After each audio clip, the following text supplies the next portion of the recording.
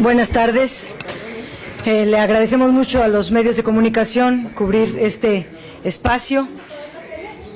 Nos acompaña... sí, para el sonido. El día de hoy nos visita y le damos la bienvenida el ingeniero Cuauhtémoc Cárdenas Solórzano. Estamos en el debate de la reforma energética, un tema trascendental para la vida del país. Por eso su presencia hoy cobra relevancia mayor por la discusión que estamos llevando en el Senado. Le doy la palabra al ingeniero Cuauhtémoc Cárdenas.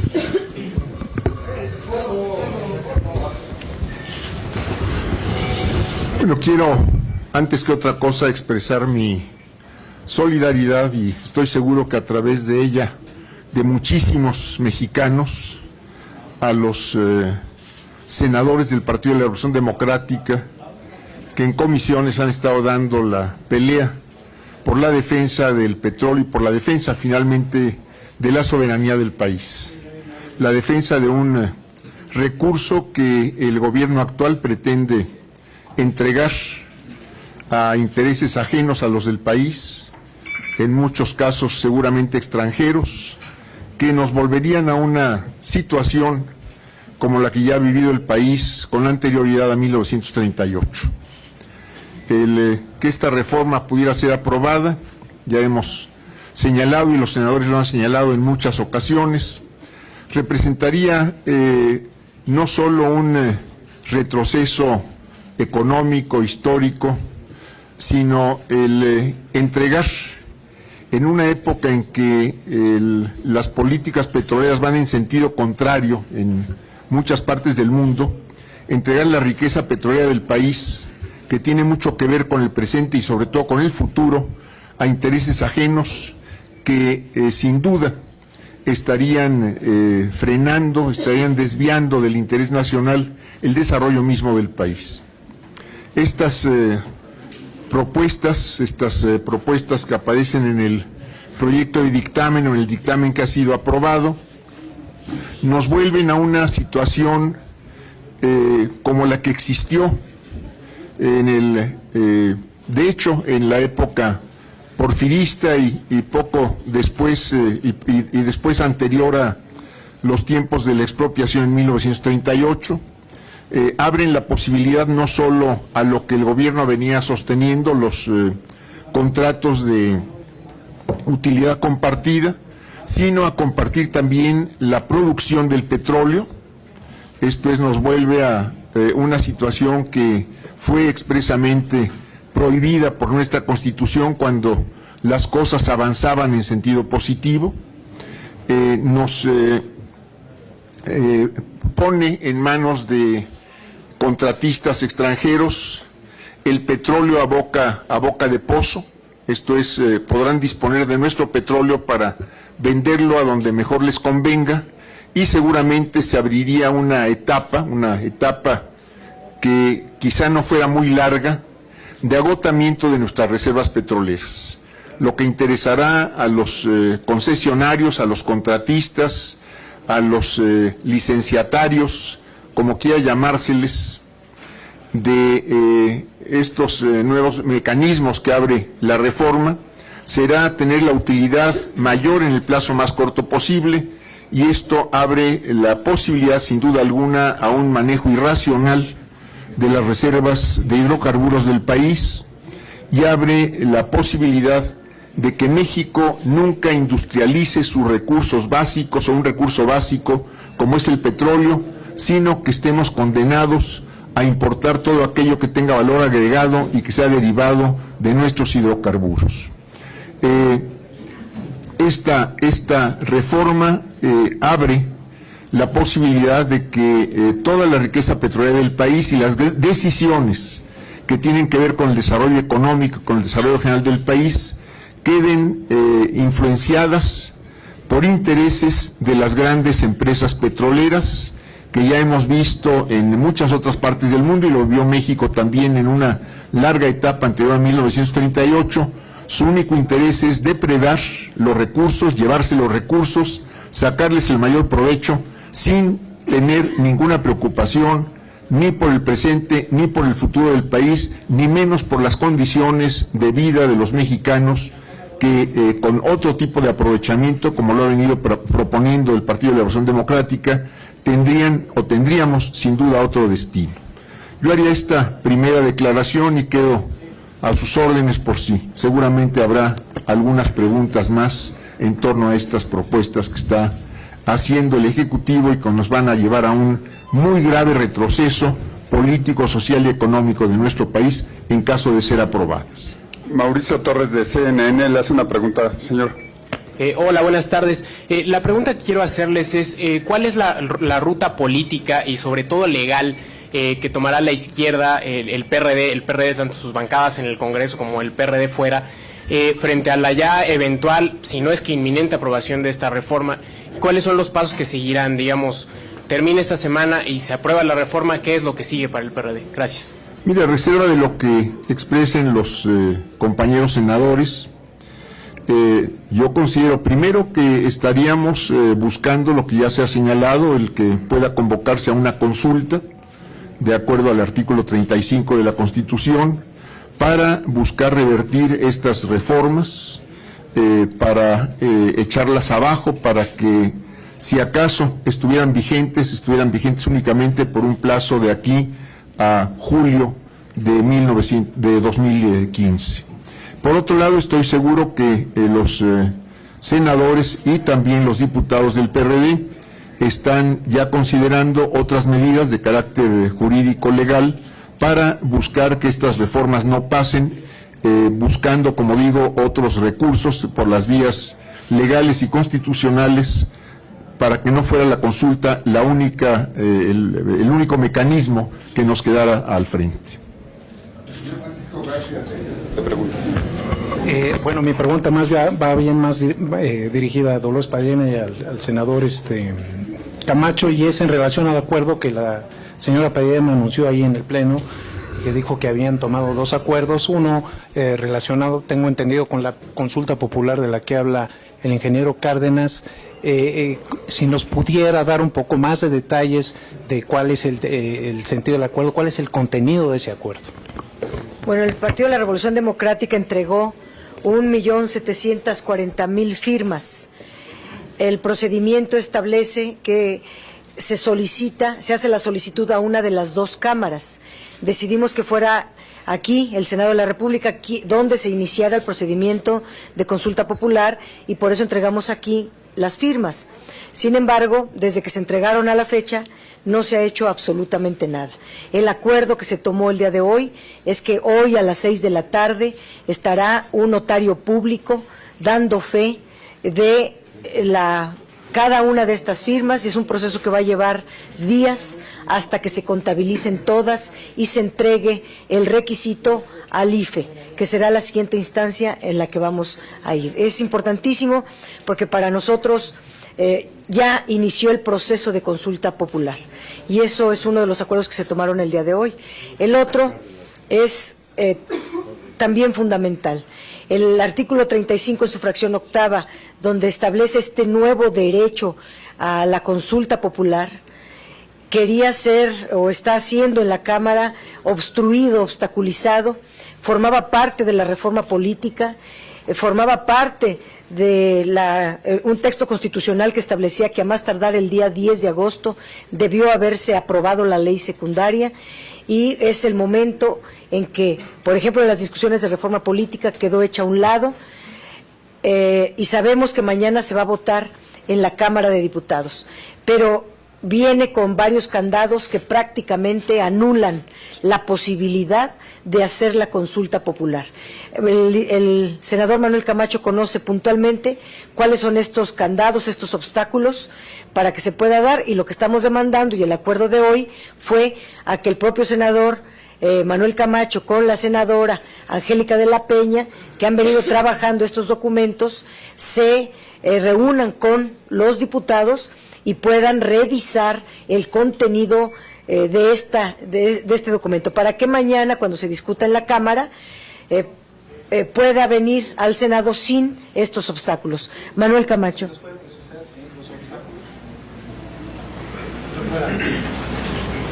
Sí, en el proyecto inicial de dictamen que se sometió a las comisiones en la Cámara de Diputados, había una serie de candados muy graves. Por ejemplo, uno de ellos era que se iba a pedir que las firmas fueran acompañadas con el registro de la CURP. Esto es imposible en tanto que muchos ciudadanos no tienen su CURP.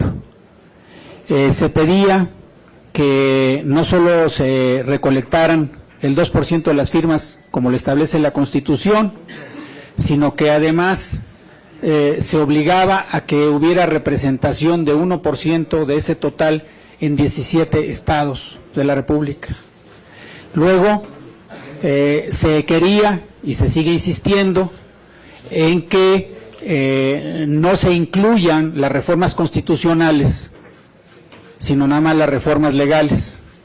Ya se había logrado quitar un artículo 30 en donde se quería que algo que ya estuviera aprobado no pudiera ser sometido a consulta. Esa ya la quitaron. Y todavía insisten en que una vez que se diera la consulta, en caso de que la población decidiera que está en contra, votara por el no a las reformas constitucionales, a los artículos 25, 26, 27 y 28, que esto lo realizara la siguiente legislatura, con lo cual están protegiendo los contratos y la legislación secundaria que pueda aprobarse en los próximos meses y en el próximo año y medio. Entonces hay una lista de candados en donde lo que está haciendo el gobierno y el PRI es tratando de coartar los derechos políticos del pueblo mexicano.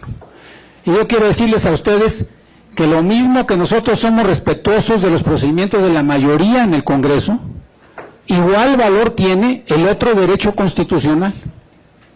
Y el otro derecho constitucional es el que establece el artículo 35.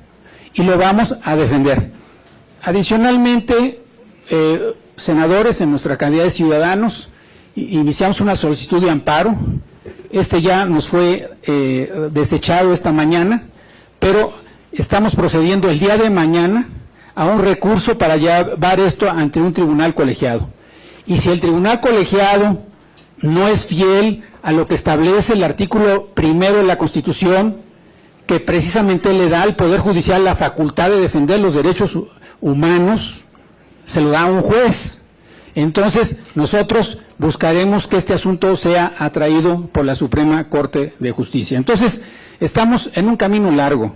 Ya lo vivimos hace unos años con el tema del desafuero, en donde se quería coartar una libertad política y tuvo que ocurrir una serie de eventos que llevaron a revertir esa decisión. Nosotros vamos a revertir esta decisión, lo haremos con toda nuestra imaginación y determinación en las próximas horas, en los próximos días, pero esto va a continuar. Es un movimiento pacífico, pero para nosotros es fundamental defender los derechos de los mexicanos. El señor Rivelino Rueda, del periódico El Financiero, les pregunta. Buenas tardes, senadores. Buenas tardes, ingeniero. Me gustaría tener su opinión sobre un artículo que nos ha tocado mucho y que es muy delicado, el artículo 2º transitorio, que habla sobre que se respetará el derecho de los trabajadores, tanto de Petróleos Mexicanos como de la Comisión Federal de Electricidad. ¿No ven en este artículo transitorio un artículo muy ambiguo, quizá para no tener a los petroleros en las calles, a los electricistas en las calles? ¿No abre la posibilidad para despidos masivos en este sector, senadores, ingeniero? Yo creo que es incluso sobra este artículo. Yo no creo que se requiera un artículo en ninguna ley que diga que se van a respetar derechos de los trabajadores. Creo que esta es una obligación del Estado en primer lugar y una obligación de todo el mundo de respetar los derechos de los trabajadores. Yo espero que, y es un tema que no toqué hace un momento, yo espero que en todos los contratos, es decir, contratos, licencias o concesiones, que al final de cuentas son lo mismo, esto es lo mismo porque son acuerdos entre dos partes, y una parte es en este caso el Estado o el gobierno, se se busca seguramente dejarle a Petróleos Mexicanos y en su caso a Comisión Federal de Electricidad los proyectos no rentables o poco rentables o los proyectos donde se puedan generar pérdidas por distintas razones, por obsolescencia de equipos o por cualquier otra razón. Y se está pretendiendo también, al final de cuentas, y esta sería seguramente la instrucción del gobierno a Petróleos Mexicanos, de entregar a contratistas muchas de sus actividades. Ahora, tanto en las actividades de Pemex como en las actividades de los contratistas, pues evidentemente tiene que respetarse el derecho de los trabajadores. Yo creo que esto sobra decir que el derecho de los trabajadores tiene que respetarse.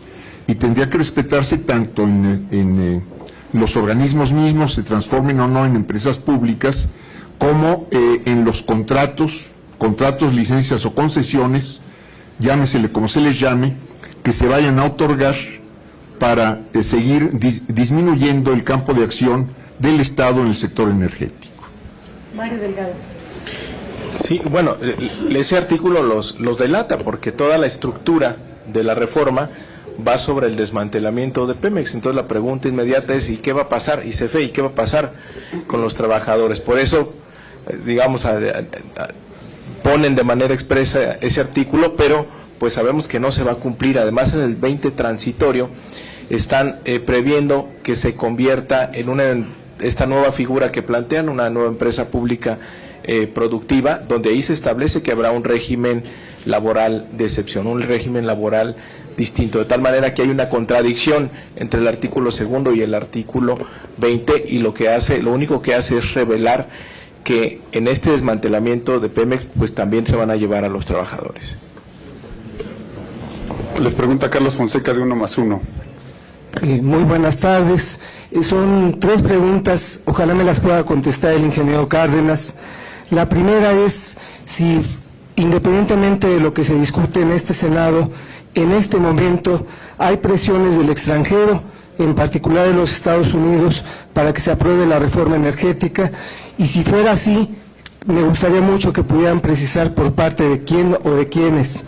La segunda, pues es como preguntar qué fue lo que le pasó a México, por qué se está cayendo en esta discusión entre panistas, priistas y perredistas que está dividiendo a los mexicanos. Y finalmente, yo también quisiera preguntar si esta quiebra que se anticipa de Pemex y de la Comisión Federal de Electricidad, ¿tienen ustedes proyecciones o son solamente argumentos ideológicos? Porque uno le pregunta a los del PRI, a los del PAN y dicen todo lo contrario. Muchas gracias. Mire, yo no sé si haya presiones o no. Lo que es claro es que hay instrucciones al gobierno de los grandes intereses económicos para que se comporte como se está comportando. ¿Cómo se dan esas instrucciones? Sí lo desconozco, pero que este gobierno está sometido a esos grandes intereses, no me cabe ninguna duda. ¿Qué pasó a México? Pues que hemos tenido gobiernos entreguistas, gobiernos desnacionalizadores, gobiernos que no han tomado en cuenta los intereses del país y los intereses de la gente, ya por más de 30 años, y que las consecuencias son pues que vamos en un declive donde cada vez se cede soberanía y cada vez se entregan aquellos recursos con los que el país puede defender su desarrollo autónomo a intereses que no son justamente los del país. Y yo me parece que cuando se habla de quiebra de Pemex o quiebra de Comisión Federal de Electricidad, se está hablando de alguna figura económico, financiera o contable o como quiera llamársele, en este caso inexistente en la práctica. Pemex no está quebrado.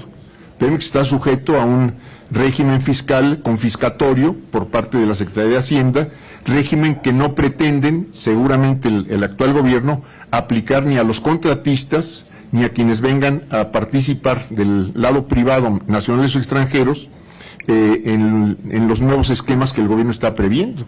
Entonces, si pretende cambiar el régimen fiscal, ¿por qué no empieza por hacerlo, en este caso, con Petróleos Mexicanos? La última pregunta sería del señor Omar Brito, de Centro Móvil.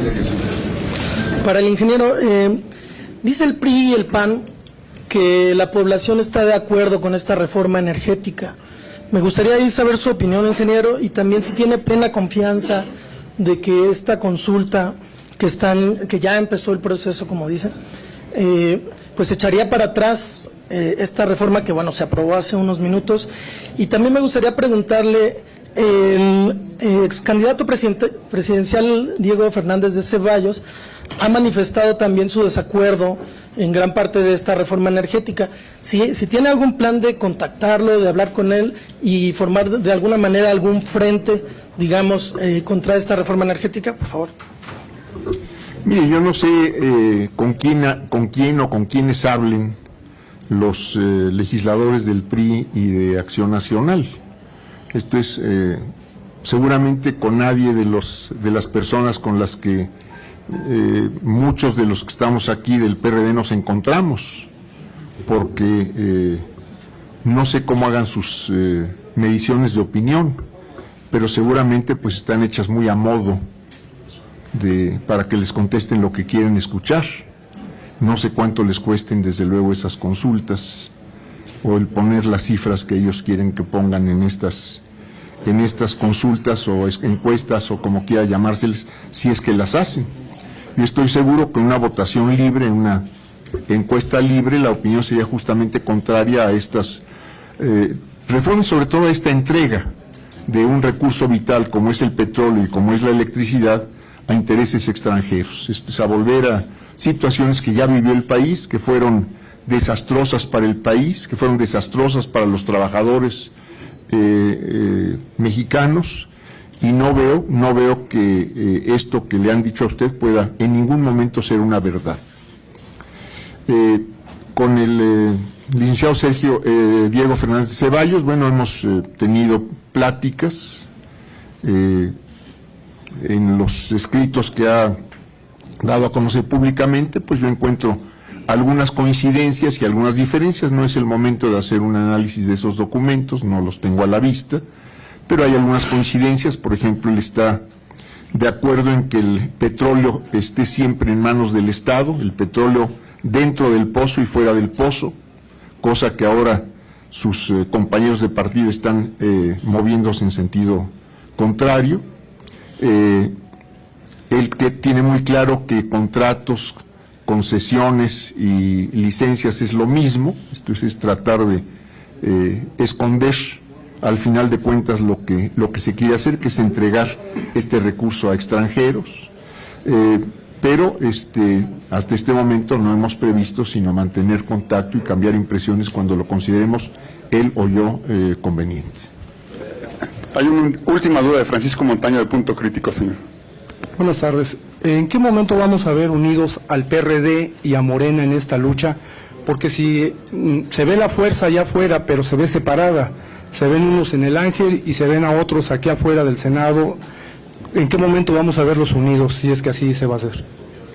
Y yo creo que lo importante de la unidad es coincidir en el propósito, y yo creo que en ese sentido no hay ninguna diferencia.